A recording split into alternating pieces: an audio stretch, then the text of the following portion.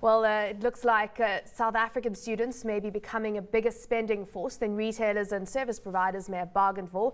A recent report by Student Village found that the average student's monthly disposable spend is just over 3,500 Rand.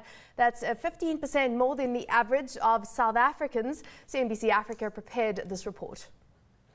South Africa's students are spending an average of 40 billion Rand a year just in disposable income.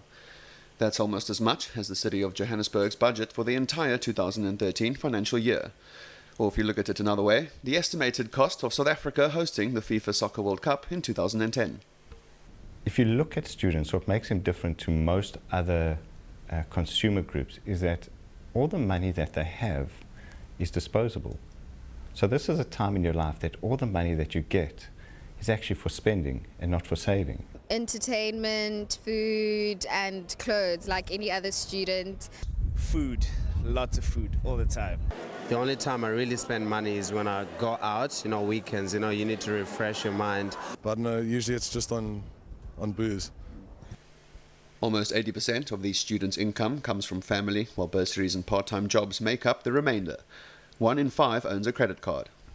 Absolutely. It's very easy to get a credit card. I think all you need is probably 200 income from your parents, guardian, any other sources. You can get a credit card quite easily, and before you know it, you're just paying interest. So the key is to make sure you have a budget. You need to know what you should, what are the nice to haves, what are the must haves, and make sure you associate with like-minded people, join the right friends. It's never easy. Because the more you would want to buy, the more you'd want to get additional items, and you've got to be cautious that you don't live beyond your means. So I think what's happening in the student market is it really mimics what's happening in the rest of the market, but it's not to the same degree. So I would say in their attitude towards debt is that most of them, I would say majority of students would say they would definitely pay their bills the next month. They'll be able to pay off their debts. And those that can't, half of them will rely on their parents to pay off their debts. The spending power of students is growing, up by 16% over the past 3 years. This market is a consumption force with significant clout, but corporates may find it difficult to tap into. Students by nature, in their spend, in their actions, and the way they look at the world right now, they're very fickle.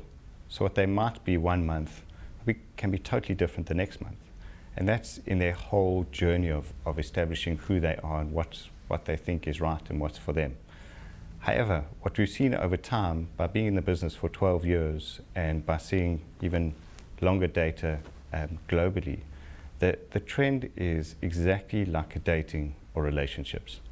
So if you engage with a student now and you create a really good engagement and you're with them and you add value to their lives, the chances are they'll be a long-term customer. And that's where specifically banks, financial institutions, car brands, technology brands, they're all starting the relationship now, so that if students don't have the money now, at least when they start earning, when they leave university, once they get their first paycheck, brands want to be top of mind and part of the repertoire for when graduates start spending.